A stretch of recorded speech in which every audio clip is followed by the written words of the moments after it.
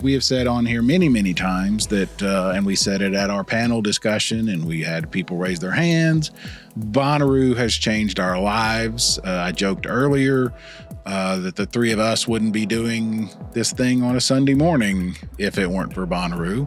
It's never lost on me the power that the festival has. It is a Bonnaroo love story of sorts. Yeah, we've decided that this is a 3,000 mile long distance relationship.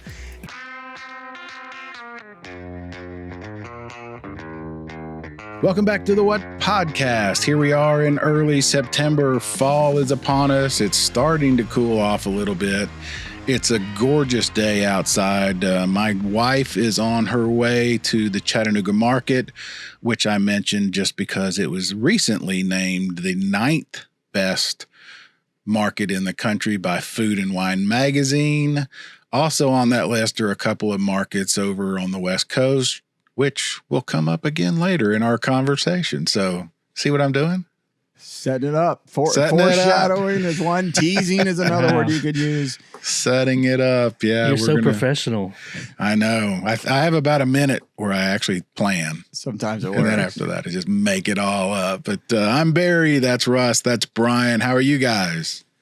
Doing very well. Yeah. Very good. Making us get out of bed early on an early start so you can get to that market there, Barry. That's exactly right. I appreciate it. Going to be an interesting show. We're going to talk a little bit about some upcoming festivals in our area, three of them that we're going to attend. One that we might attend, we've been invited to, that sounds kind of interesting. But also we're going to talk about Bryan's trip out west. And as part of that, I kind of want to talk about Bonnaroo and why it means so much to us, because it all ties together. There's that foreshadowing thing again. Yeah. I mean, it's never lost on me the power that the festival has. Like, in the moment, you're doing something that's so far out of your norm, like meaning festival weekend or the week leading up, that it's just one. It seems like it's one after another. Like all these things, you just whoa. Like even as many times as you've done it, the newness never seems to really wear off. But then you get a little bit removed, you get back into regular life, and it's easy to forget that.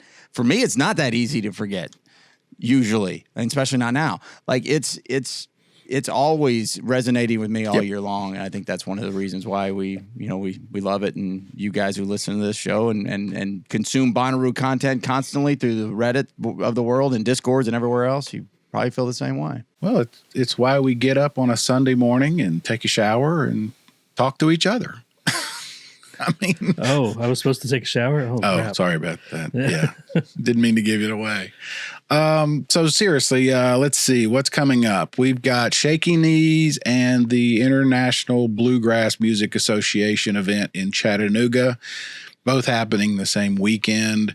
We will be attending, in some form or another, the three of us will be attending at least the IBMA, pretty sure. And then I know Russ and I are planning to go down to Atlanta for Shaky Knees. Bryan may join us. Who knows? He may change his mind. But never ever can be too sure about anything, Barry. But exactly right now, right. Chattanooga has made me enjoy bluegrass. Like I have to, or they're just not going to talk to me in my own town. Isn't that funny? We have a month's worth of bluegrass. Speaking of which, last night, real fast, I did grab a little video. Doesn't matter. It's just some random band here locally. It was bluegrass night at our minor league baseball team, who's having their final weekend before they move into a new stadium next weekend. So it's a little bit sentimental there. So it's just like bluegrass night. We got the Bluegrass Festival. We got two of them coming up. Like, my goodness, we are bluegrass crazy in Chattanooga. I'm here for it.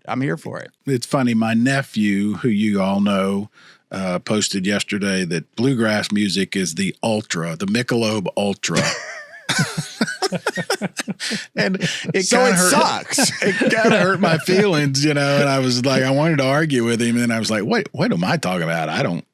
He's not wrong. Well, in some ways. If he's saying it's the Michelob Ultra, that means that it's not good to the average beer drinker, except lots and lots and lots and lots of people like Michelob Ultra. Yeah, wait a minute. I like Exactly. Michelob Ultra.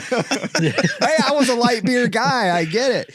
But yeah, that makes sense. That makes perfect Yeah, sense. no, actually. I thought it was, I kind of like bowed up because I have been talking about this event so much because Steve Martin is coming, Allison Brown is coming, Billy Strings is coming.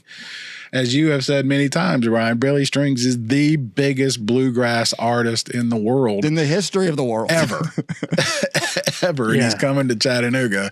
So, yeah. And you're exactly right. Ultra, my nephew is right, but he's also wrong in, I think his Yeah. intention.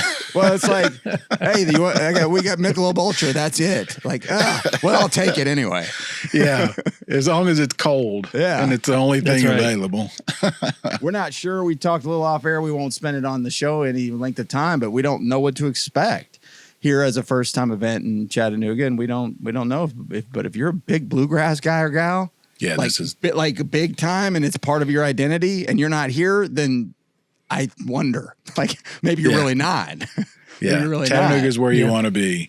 And then, that weekend, Russ, you're going down for the whole weekend to Atlanta. I'll be there the whole Shaky weekend, Knees yeah. at Piedmont Park, Blink 182, Devo, who I'm excited to see, Weird Al, who else? My Chemical Romance, Deftones. Those are the other big headliners for Friday and Saturday. There's a ton of bands here. There's a lot that cross over from Bonnaroo. Four Non Blondes. That was a top one for me. Oh, yeah, Yeah, that's a they big just one. started playing again for the first time in forever. Yeah, Well, other than Michigander, if I remember correct. Michigander is on there. Yeah. Yeah, my girls, the Beaches on Saturday. The Beaches. and, Yeah. and the Black Keys on Saturday. So, Jesus, guys, I'm trying not to go to this festival. What are you doing? Yeah. Well, we're hoping to get some interviews. We're hoping to do some work as well as see some great music. So I'm looking forward to It's a it. classic rock and roll music festival. There's not many of them left. Might be Yeah. the last dying breed of strictly rock festivals.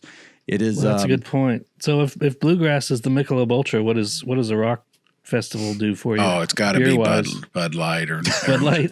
Natty Light, one of the two. Don't know if that's the point we were trying to make here. But I was going to say a crunchy IPA, but I don't know if that fits the bill here either. So. I was hoping you'd say a PBR, but Okay. All right. Yeah, I could go with that. Gen X Delights, whatever those are, PBRs and espresso martinis, or is that a millennial thing? I don't know. I think that's more millennial. Yeah, that's a millennial thing. The Gen X would just be vodka on the rocks. Yeah, good point. We'll have to see when we get down there, but looking forward to it. And then one more real quick, though. I just got yeah. an email. I don't know. It's not a phishing, they're trying to, rob my identity kind of thing. Nobody wants your identity. I know. You ain't going to get anything but a bunch of debt and like a bad reputation.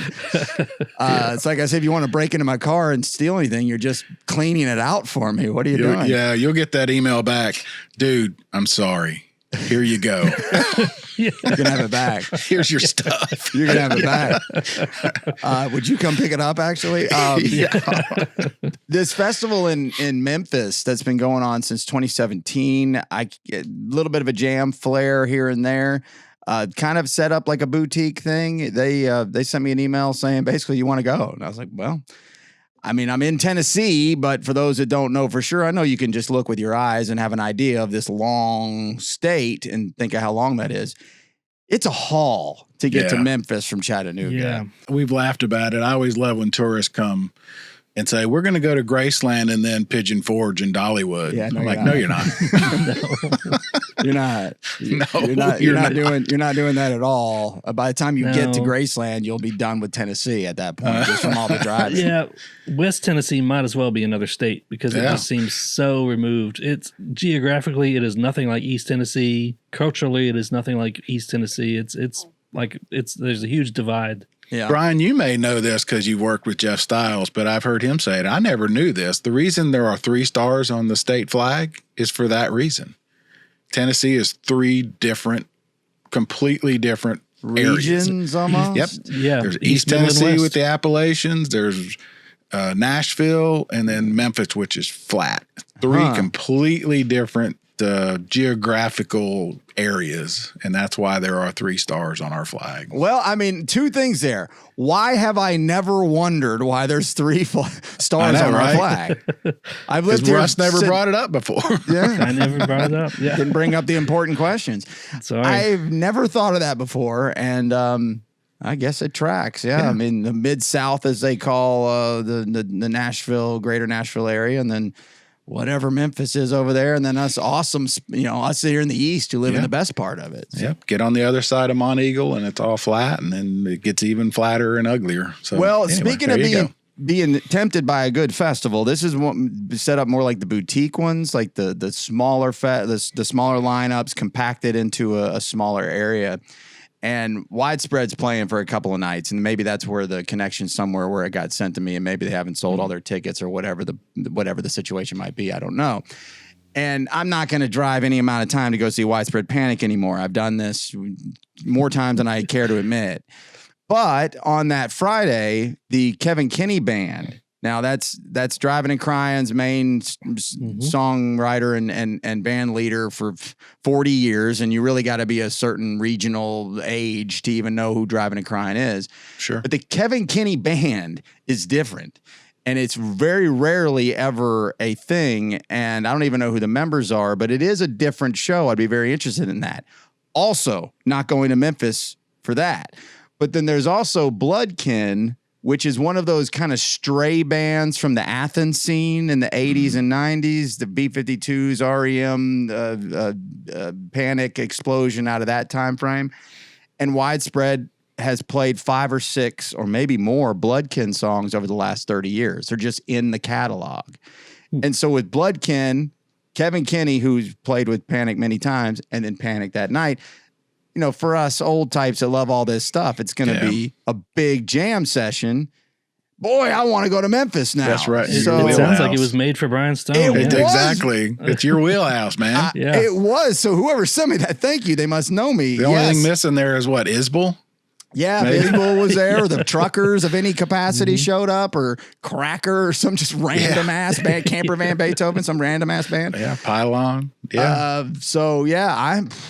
It's October 3rd, and I am really considering it, though I think that drive will scare me off. But, man, here in the off-season, plenty of little, not so little, and little things to do here in the Southeast. So can't say you're bored with college football and little festivals all over the Southeast. If you go, hit that Cracker Barrel in Jackson. It's a good stop. So, Speaking of, spray paint the walls if you're mad about the sign. Yeah. Here's another trivia. Why is that different than any other Cracker Barrel? It's not because it's Jackson. And it's on the way to Memphis. So Jackson, this is such a random thing. I always wondered the Johnny Cash and Johnny Cash song Jackson. I always wondered, was it Mississippi or Tennessee? And for some reason, I got to interview his son about 3 years ago. And I thought I was being very clever. And I was like, which is it? And he said, people ask me that all the time, and I don't know. I couldn't believe people ask him that. I thought I was the only one that ever wondered. You thought you were clever. Yeah. Yeah. I mean, Jackson, Mississippi, is that the capital of Mississippi? I don't know. For those real quickly insight, we sat around and did capitals at Bonnaroo while we were getting rained on Friday. Half the place was drunk, half the place was stoned, and we were doing what's the capital of Maine? Which was so funny because I forgot. I'm glad you mentioned that because you actually said, I don't want to do this. This sounds like something you do when you don't have anything else to do. And I was like now? I mean, now, I was in a mood all day. I forgot about that. I just looked it up. Jackson is the capital of Mississippi. Okay. I'm about to say, I think I know that because of our trivia quiz show at Bonnaroo about capitals. And you kept giving me shit, Barry, because I would say what it wasn't. Like, what's Illinois? I was like, well, it's not Chicago. We're not asking what it's not. We're asking what it is. That's so funny. And then you were like, yeah, this sounds like a bar, I'm like, yeah, Bar like trivia, now. Yeah. Anyway, That was a hard day to process information, Barry. that was funny. Wow, what a bunch of callbacks today. This is all about the callbacks today. Little bit. And then, this is way off subject before I forget. So I'm at Walmart. Terrible decision. I don't know what's wrong with me. On a Saturday, to get one specific thing, of course, they're out. So then I'm already stuck there and I buy a couple of things. And I thought I'd seen everything. I'm a old school beer advertisement logo, a licensed material guy. And I see PBR Campbell's Chunky Soup. Have y'all seen this stuff?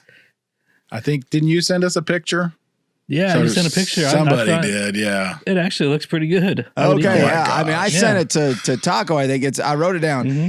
Campbell's Pabst Blue Ribbon, or no, Pabst Beer Cheese. That's how it's worded on the ribbon logo. Potatoes and chorizo. So if you need a bite, Campbell's has PBR soup now. That's a windy dinner right there. Yeah. I've always thought from the jump that the Campbell's Chunky line was a weird branding idea 20 some odd years ago. It sure has stuck. So what do I know? I didn't get a can of it though, Taco. You're on your own if you want to try Campbell's. I guess I got to go to Walmart then. Gotta go to Walmart. Beer cheese, potatoes and chorizo soup. Especially coming up, we're getting some cooler weather. It's soup season.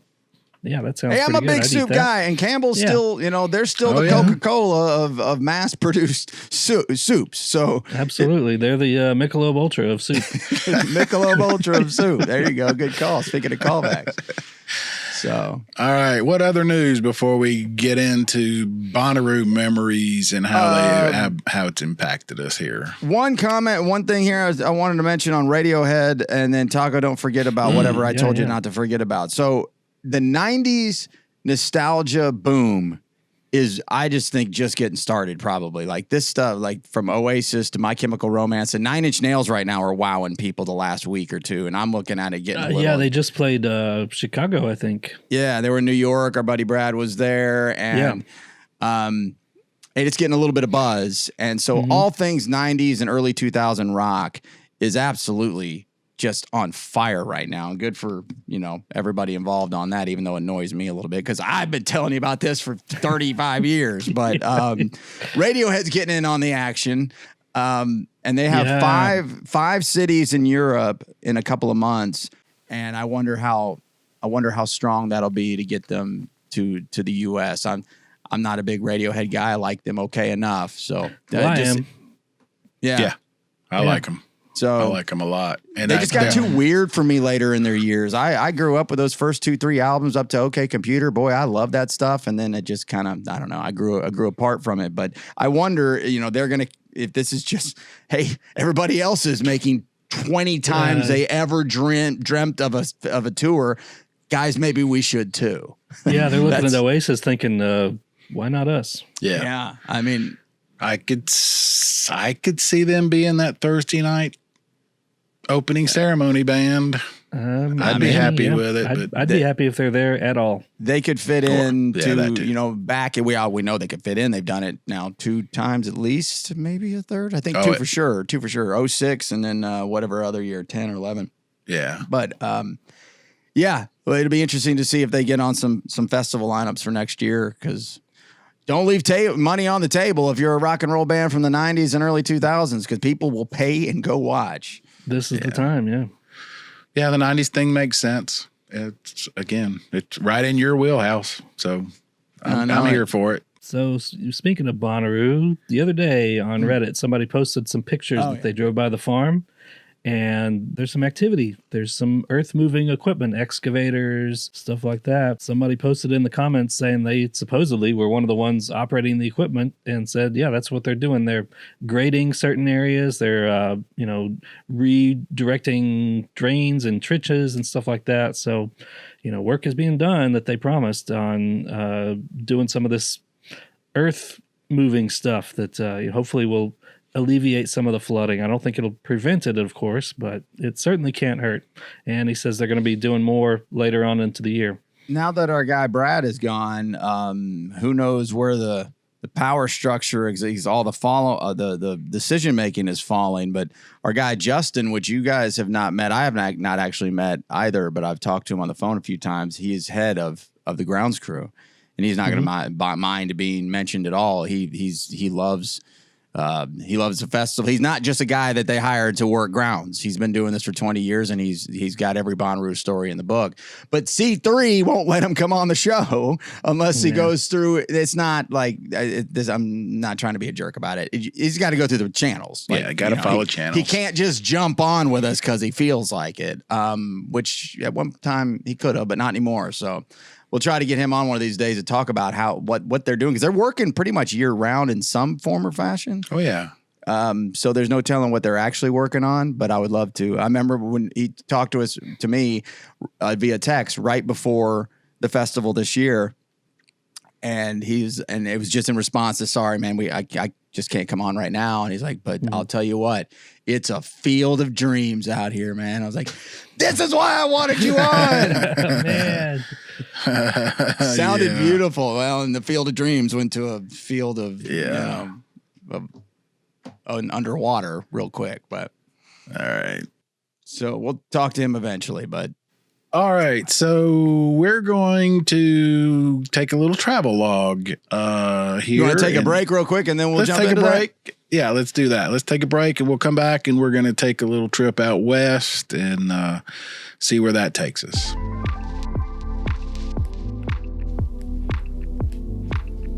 All right, and we're back. As promised, we're going to hear from Bryan. Bryan took a trip out west to visit a friend of the show, a friend of ours, a campmate of ours for the last 4 years or 3? 3 at least. 3 for sure. At least 3, yeah. Yeah. And it made me think this morning as I was getting ready for the show. We have said on here many, many times that, and we said it at our panel discussion, and we had people raise their hands, Bonnaroo has changed our lives. I joked earlier that the 3 of us wouldn't be doing this thing on a Sunday morning if it weren't for Bonnaroo. I knew of Bryan because of radio. Never heard of a Lord Taco until Brad Steiner asked him to put together a website and a podcast show for us. So we're friends because of Bonnaroo, friends with a lot of other people because of Bonnaroo. It certainly changed my life as far as my work. I was, 37 years at the paper covering music, did all the concerts, all the music, all the entertainment stuff, but nothing like Bonnaroo, and it just re-energized me. I've said that many times. You thought you saw all the cool bands. Yeah. Up until that point. Right. Little did you know you hadn't even come close to seeing all the cool bands, and now you kind of have. Yes, that's you saw 100%. plenty of the cool bands, but not all of them. Until now. And to be quite honest, they were becoming very stale because it was the same show. Yeah. No matter which genre. A country show looked just like a heavy metal show, just with tighter spandex type of thing. But the show itself was very cookie cutter. And then all of a sudden now you're in a field in Bonnaroo and you're seeing 100 acts, and they're as excited to be there as you are. And then plus all the other things that we all love about it. So it really just changed. And then, it became obsessive. It's all I talked about for 12 months out of the year. And that's why we're all here. And I think, Rush, you'd agree. You're the same. You've talked about, you love to camp. You love music. You got a cool bus. What's not to love? Yeah. Why is it not? Why are you not at Bonnaroo? Why have I not been going since it started? But no, right. Thanks to Brad for roping me into this thing. Never imagined, 7 years later, I'm still doing it. So yeah, I mean, sometimes you don't. Sometimes you just don't know until you know about things in life, and and in this case for you, it was Bonnaroo in the late teens of the 21st century, and You know, it was for me the minute I heard about it. Well, not the minute I heard about it because I was skeptical. Yeah, me too. Imagine that. I've not changed a whole lot in a lot of ways. What is this idiot stuff going on up in Manchester? What? Yeah. Panic? Nah, they're not going to carry the weekend. You're crazy. No, you're wrong again. So, I mean, I don't even remember when I heard about it, but I knew I did not want to go to see Fish or, you know, a hippie jam band in a field in Middle Tennessee. I went that first day because of my job. The traffic had backed up and the boss said, take a photographer and go work, you know. Just and I'm like, oh my God, this is gonna suck. News of the day story. Yeah. And then, and I will tell this, and Brian's going to be mad because he denies it. But the first time you and I really interacted was the Red Hot Chili Peppers. We were in that tent watching the show on the screen. Bryan was well into his cups. But that part I don't deny. No. But many cups, one cup after another. The real point of this for me is we all, you, me, Mike Dewar, Denson, and whoever else went to see Alice Cooper right after. I do remember that. You and I were standing next to each other, and you said some very, very nice things about me and my wife and a cooking thing that we used to do for the paper every on the month. Wednesday edition. Yep. Yes. Yeah. And I just really appreciated, I was like, wait, this dude is talking to me about cooking at Alice Cooper. Well, I probably said it 5 times. You did, but it was really, really nice. Hey, I love that Wednesday. Yeah. That Wednesday with your wife. It's like something's shit. not jiving with this. Hey, did I tell you about that? I love your cooking. Read that thing. Yeah, I thought that was really cool. So anyway, that's how Bonnaroo brings people together, which leads me to you made a trip a couple weeks ago out west. And for those who've been listening, you know Bryan is kind of a curmudgeon. He will admit it. But you met someone special because of Bonnaroo and because of Camp Nut Butter. Yeah. And it led to a pretty cool trip. Yeah. So tell us about it. Well, Camp Nut Butter, that's kind of dissolved into the Camp Super Group, really is kind of the new look. Hopefully it sticks going forward. We'll see. But because of just the additions of just people over the last few years. But yeah, Beth Thorpe originally from Maine, via Philadelphia, and now Port Townsend, Washington, which is right there at the tip of the Olympic Peninsula. She's been on the show a couple of times, credentialed through, not that this matters, but Nashville.com with other guys, the dudes, as we all refer to them as. It's affectionately, and got it from her, actually. They run this website in Nashville, and she shoots for them, and as well as other smaller festivals around regionally up there and anywhere else she can, back in Philadelphia at times, and others. And so, yeah, we meet people all the time, and it's just, hey, there's another person. Hey, there's another person. I don't quickly make like good friends with people, like, especially not in my not drinking days anymore. Like that would happen more just because of that culture, would just stumble into that more. Now it's kind of like, what's up? Like, hey, meet these 5 people. Hey, off to go do my own thing. And so we met a little while ago, and a year and a half, well, maybe 2 years ago, technically a year ago, where we officially got to know each other. And then this year with the cancellation, kind of, there's a whole thing there, the way that came together. And to stop with the long-winded description of all this, it is a Bonnaroo love story of sorts. I know there's entire Facebook groups put together these kinds of discussions. It would fall right in there very, very well. And so, yeah, we've decided that this is a 3,000-mile long distance relationship. And I remember when we first started kind of joking about this idea, I thought, yeah, let me tell you about everybody who's told me about their long distance relationship and my response to those. Okay. Yeah. Sure thing, buddy. Tell me how that one works out. Yeah, good luck. Yeah. I just don't. And then that's sometimes when I'm talking about, like, when they're from Nashville to St. Louis. Yeah. Hour away. or Louisville to Chattanooga, or say Kentucky to. We're talking about what feels like on the other side of the galaxy, up in the tip of the peninsula in Washington State. But went to see her for a week, and boy, was it what an amazing state. Have you guys been up that direction in any way, in any of those states, any of that Not area? even close. I never have. Yeah. No. But I want to jump back a little and not tell your story, but I've heard you tell this before. You guys spent a couple hours till the sunrise right outside my tent when I was snoring, right? Talking about 2 years ago. Yeah, Right. 2 years ago.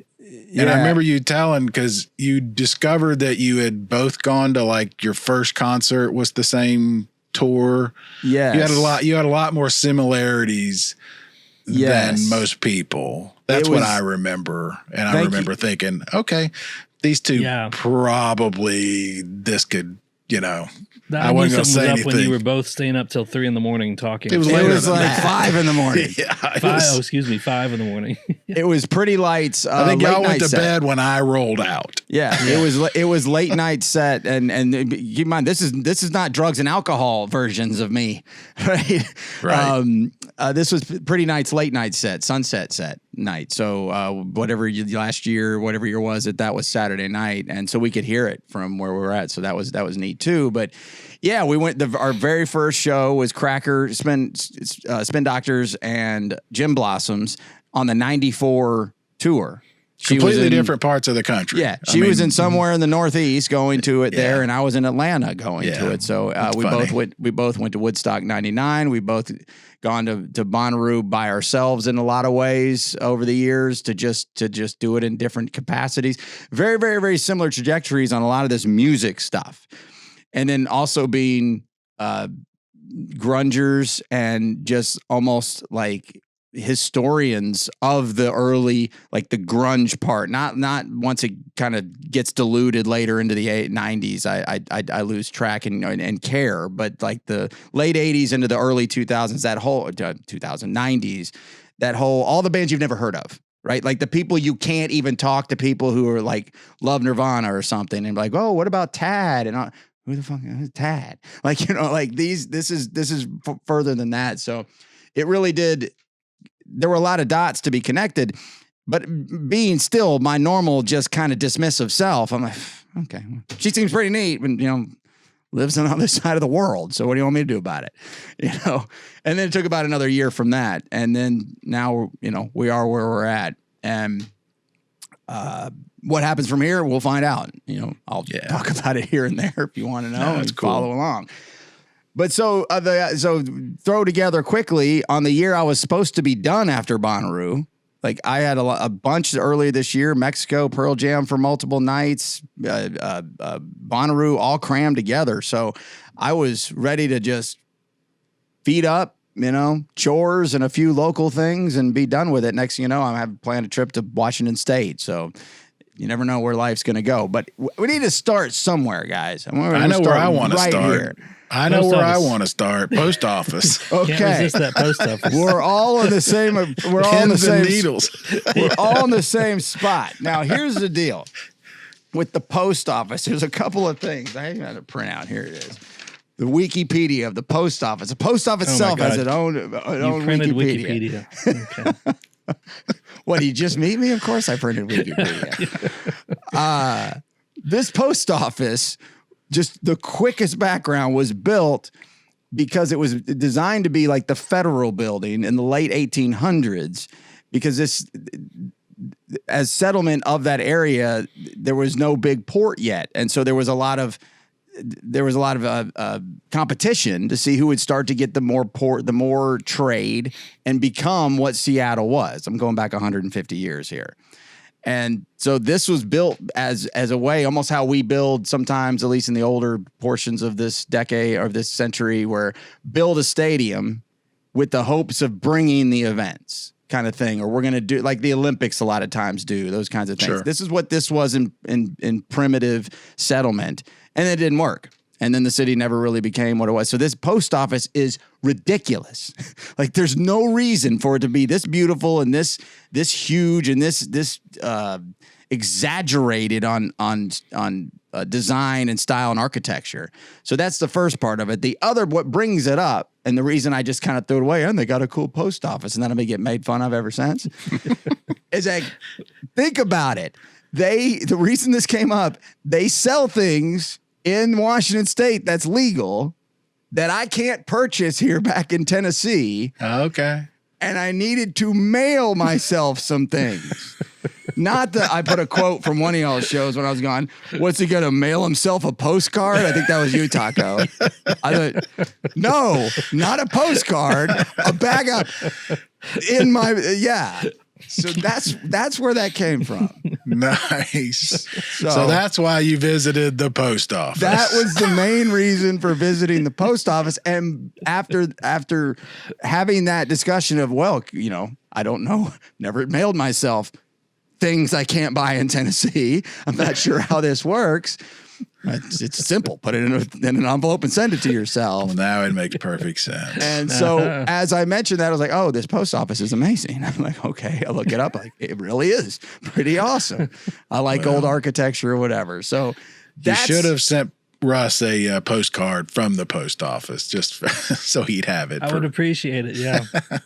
Next time. That would have been a really good idea, and a really smart ass response on the back of it would have been even better. My bad on that one. Hi from me. Yeah, draw a middle finger on the back. Hi from the post office, you jerks. But no, it's beautiful. It's beautiful. But yes, I wanted to get a few things back home. And it worked, by the way. That's the funny. old Mitch Hedberg joke. I like the FedEx driver because he's a drug dealer and he don't even know it. And he's always on time. That's good. Yeah. Anyway, I don't know what the federal laws are on any of that, but it all worked out just fine. The main thing, Seattle too, right? Yeah, I was gonna say. So you went obviously to see Beth, who again, you know through Bonnaroo, but also that's kind of talking about wheelhouse.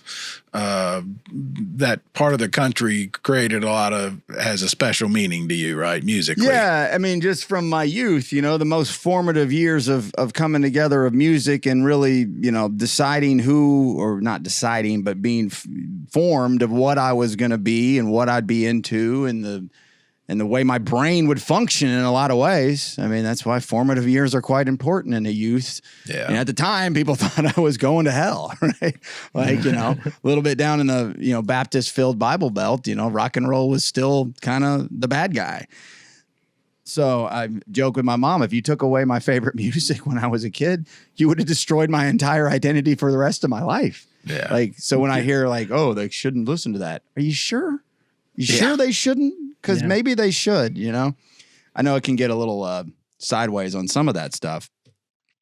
But yeah, a couple of things before we get to that, because it was only the end of the trip, because it's such an amazing state, just visually, landscape wise, weather wise. It's fascinating. The fascination was like childlike. It's just like, whoa, like from riding a ferry to going over to all these different islands that are all in what they call Puget Sound, that waterway that spills over the peninsula that goes down that creates the Seattle Bay.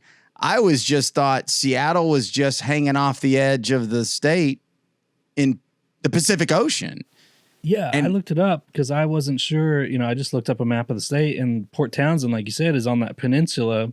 The very tip. It's not that far in a straight line from Seattle, but there's a whole body of water in between. So you've either got to drive all the way down and around, or you said you took a ferry to Seattle? Yeah, well, no, to another one of the islands that are just everywhere throughout all those waterways. You can get a ferry to Seattle. It's like 35 miles. If you just get on a map and you get the little ruler out and you do the actual mileage, it's nothing. But it's almost like a Panama Canal thing here. It's like if we don't do something different, you're going to drive all the way around, and which it actually turns out that might be the best way to do it. Still only talking about a couple hours probably on your trip into Seattle, but once I got into this peninsula, it didn't matter. Seattle's this big town over here. We'll get over there when we get there. This is like, man, the backdrop of Port Townsend. I mean, this is a view here just of Beth's front porch here. I'm just kind of setting up some of the slides you'll see on YouTube. If you get a chance, if you're audio only, YouTube might be a good place to get a look at some of these, this show in particular. But that's just her front yard. The foothills of these are tiny foothills and they're massive. I mean, we come from an area where we call things mountains that are just little hills. Right. These are still just little hills, but they're far bigger than I'm normally seeing, and it really keeps the temperature. It's a very comfortable place to live. It's not hot. It's not cold. It's right in between both. It doesn't even really get a whole lot of rain. It stays wet a lot of the year, but it doesn't get a whole lot of rain. And so, yeah, we took the ferry, and this is the drive-on ferry over to the one state park we went to in this area. It's called Deception Park. It's mostly just beautiful views and this really cool bridge. I'm an old guy who likes bridges and dams these days. You know, it captures my attention quickly. I know Barry's rolling his eyes at me. Oh, the image people have of Bryan just keeps crumbling.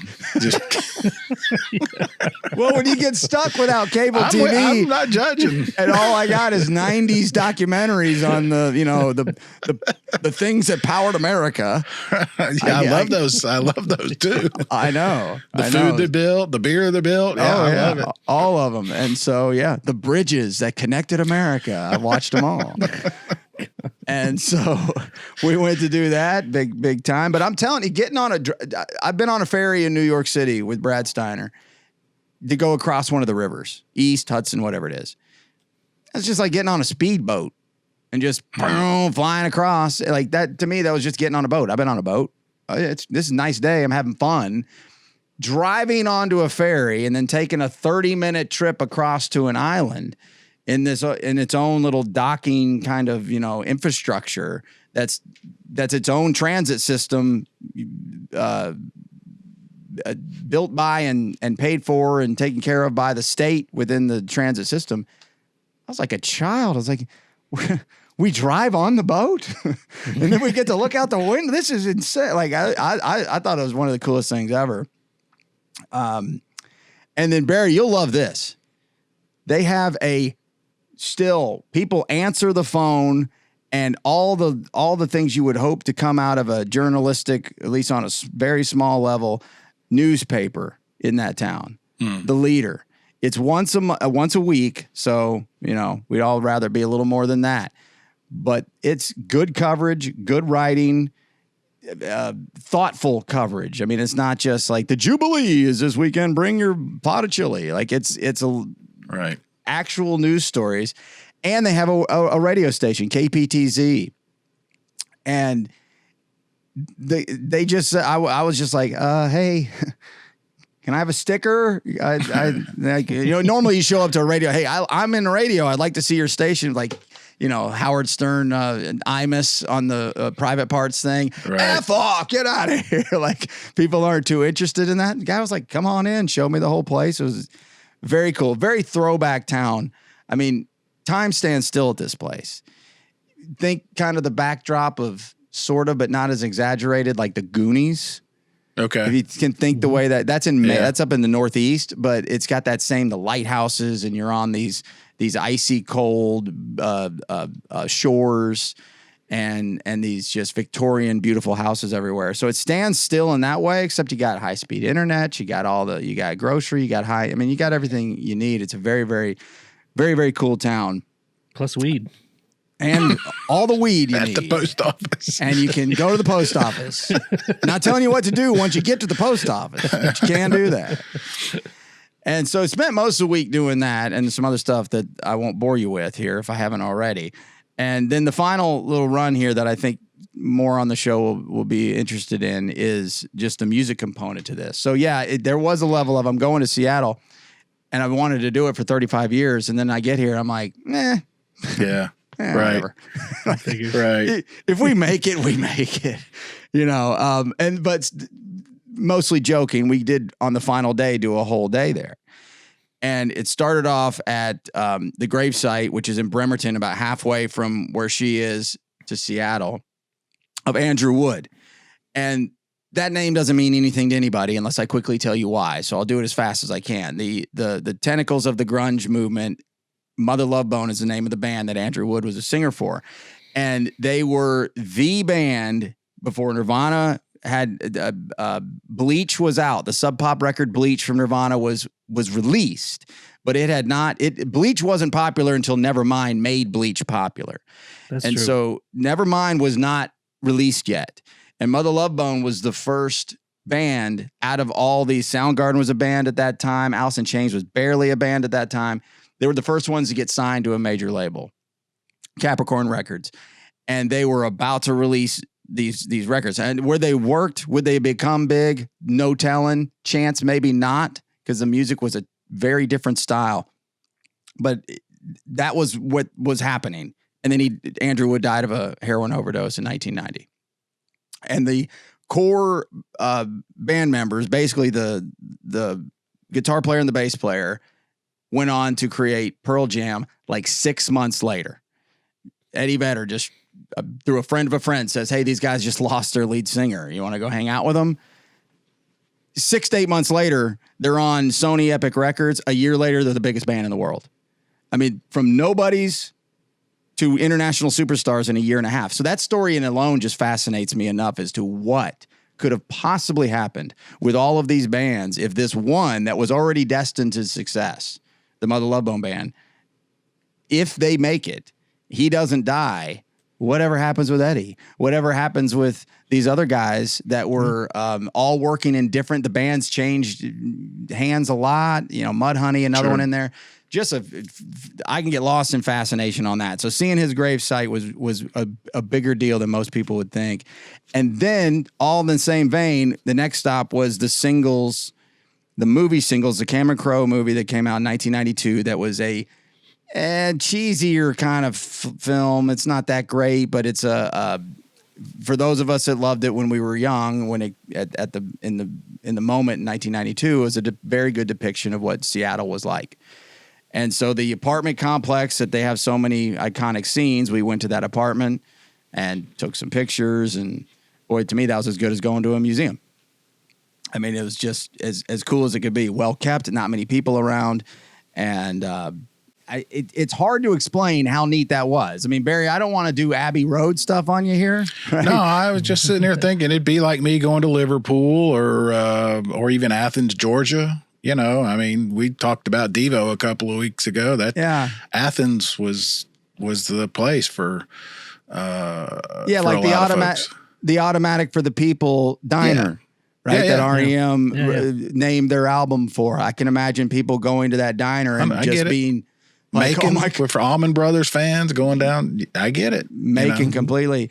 And so, like, I could see that being the same kind of response, and it kind of was. I was traveling that day, so it was kind of an emotional day all the way around. It's kind of hard to get your head around everything, and it was the only real hot day there, so it didn't bother me none. But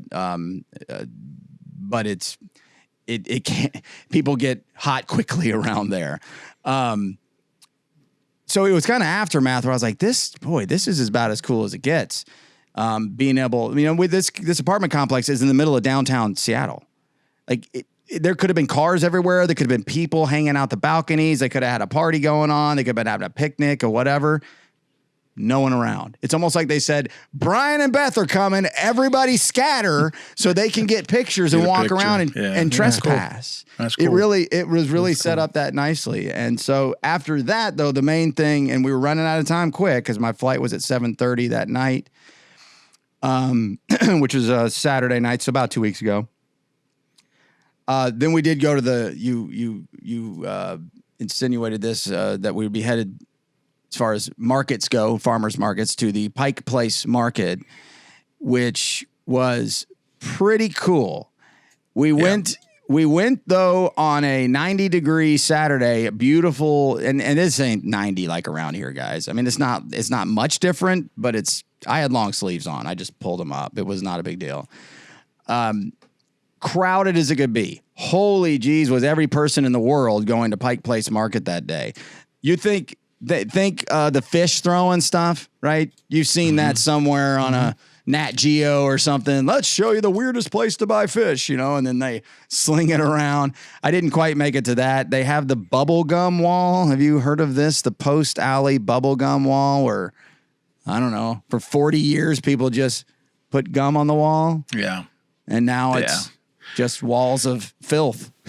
So it's number 2 on the food and wine list. And it also is the inspiration for the Chattanooga market. Nick Jessen, who started the Chattanooga market in 2002. Is that right? Spent a lot of time in 2000, 2001 out there in Portland and that one. Okay. Those two markets were the inspirations.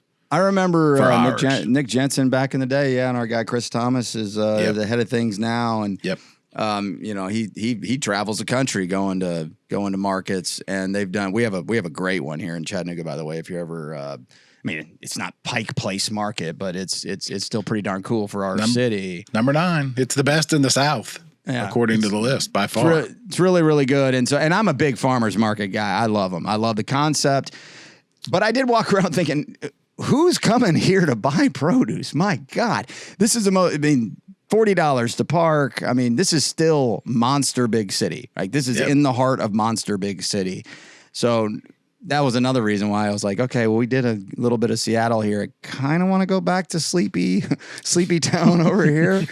But yeah, it was pretty darn cool to see, and some cool pictures and all that. And right down the street from there, just a couple of these slides, which will just pop in here and there. But the Showbox, the old theater that's been in danger of being torn down and turned into condos countless times, that many of the local Pearl Jam's, Alice in Chains, Duff McKagan from Guns N' Roses is a Seattle guy, and a loud activist Seattle guy. And a handful of others all came in to get the Showbox saved. So all the bands you've ever heard of in the 90s played shows at the Showbox. Mm-hmm. So that was neat to see. And then, of course, the Space Needle on the way out. Their arena, and I'll wrap this up here shortly as we're basically done on that. But their arena, the Climate Pledge Arena, is the old one that the Supersonics, the basketball team, used to play in. Mm-hmm. And rather than, I guess, with a name like Climate Pledge Arena, you better do something different. Rather than tear it down. Yeah, rather than tear it down and build a new one, they did a massive eco-friendly, supposedly, refurbish and renovation. And it's right down by the Space Needle. It looks really, really cool. And it doesn't have a ton of historical relevance to me, but it looked cool. And right next to that is the Mopop Museum, which is my next stop next time I'm out there. It's the pop culture, but focusing on a lot of that stuff from the 90s. They got the monorail going through there. It's like in and out of the museum itself. It's very, very, very cool looking, but that was just drive-by stuff. It was like, we got a little bit of time. Let's try to take a look as many things as possible. But by that time, it was pretty much over, and then it took me 17 hours to get home. All right. Well, cool. And it's a really nice story. I mean, you guys know Beth. I try to tell tell my friends that don't know any better and who are just going to roll their eyes when I'm like, this one's different, guys. Like, okay. No, I'll tell you how I've she heard that is. one before. She is different. And I'll tell you when I think of, she's a grown up. She's a grown up. She's a grown up. And I mean that with all respect. Yeah. That's a great. Yeah. That's a great way to put it, Barry. She is a grown up. Yep. Yeah. I have never been one of those. That's right. That's why it came to me. I was like, what's different? Oh, she's a grown up. I'm getting better. I'm getting better at being a grown up. All right. Well, still struggling with it, but also, hey, let's not lose focus on look at the hat. More trees, less assholes. Yeah. How about that? There it is. There's Bryan. Of course, with Beth being a professionally trained wordsmith, it's grammatically should be more trees, fewer assholes. So she's hung up on that. All right. She's hung up on that. All right. So you still got your dig in. You still listen. Us dummies here in Chattanooga and in the South ain't gonna know any difference with grammar. Yeah. I already got one. My big thing like that is the Dylan song "Lay Lady Lay." It should be "Lie Lady Lie," and that just doesn't work. It doesn't work. No, that doesn't work. Don't let grammar get in the way of a good song lyric. Right? If you guys are interested in hearing more about Bryan's trip, including his discovery of the classic movie An Officer and a Gentleman, which I was stunned to learn you had no clue about until your trip, go to Stone on Air. Yeah, well, thank you. Go to Stone on Air. I don't want any more. You cover it ad nauseum on Stone on Air. Well, that shows, I got a lot of time to fill. It's just me, right? So just quickly though, An Officer and a Gentleman, 1982 Richard Gere movie was filmed in the city that I was at, that she's from. You hated that movie, liked it sort of? No, I liked it okay. I was just stunned you'd never heard of it until your trip. Well, that was a huge I know. Movie. So I mean, I recognize like the VHS box cover, right, of like Richard Gere on it, and my mom was a Richard Gere fan, so I was familiar. But it was 1982, Barry. I get it. It wasn't such a classic that by 92 or 95 I had to make sure and watch it. It didn't probably come around when you're 14, 15. I got to watch this movie, so I get it. And it's just funny. But when Wayne's World spoofed it in 95, I think it was. Yep. There wasn't a big callback to be like, oh, we got to make sure and go watch that 2.5 hour love story montage from 1982. Yeah. That cheesy. Yeah. I watched it. I'm gonna watch it again. I loved it because it's. I shouldn't have brought it up. I apologize. I wondered how much on air. And if you want to know all about the tax code of the state of Washington, that's true too. Oh, I can't wait, man! This is riveting stuff. Hey, gotta fill the time somehow. But boy, in all seriousness, to wrap it up, as fun of a trip as I've done in a long time, and I do a lot of fun stuff, and that state is wondrous. The state is wondrous. Washington State. Bring your wallet, but it is a one. I mean, volcanoes, glaciers, rainforests, post office, ferries that I don't know. Feel like a ferry, bro. All right. Well, see, this is what Bonnaroo can bring you. That's right. You take a trip and never leave the farm. It's a classic story, and Beth is great, and she's awesome. You guys already know, and she's been on the show a few times. She'll be on again. So yeah, we would love to have her back on. She's a great guest, and we love talking to her. She's part of our camp, and you alluded to it. I'm sorry, Russ. Go ahead. Speaking of, I think she's coming back on this side of the planet for CaveFest here next month, right? Yeah, CaveFest, which quickly before Barry, hold that thought you had, they released their lineup for CaveFest, and I wish it was flip-flop. Sam Bush is going to be the headliner on the amphitheater stage on Saturday, and then Leftover Salmon will be the headliner on the amphitheater stage on Sunday for CaveFest at the Caverns, October 11th and 12th. Wish it was the other way around for my preference, but nobody cares or asked what I thought, so it should be a fun time, and Beth will be here for it. I was just gonna first of all say the Caverns is our second favorite place. We got to hear from Parker last week about Red Rocks, so if you guys are at all interested in a great music venue and good music, try to come down and see a show. Come to the Caverns. But what I was also going to say, just to pick on Bryan a little more, and you've probably thought about this, but how you've complicated your life. You live in Chattanooga. She lives in Portland. What's it called? Port Townsend. Port Townsend. She's from Maine. So she's from Maine. Let's just draw that triangle on the map sometime. Just to keep you up at night. From Maine, and spends a lot of time in Philadelphia.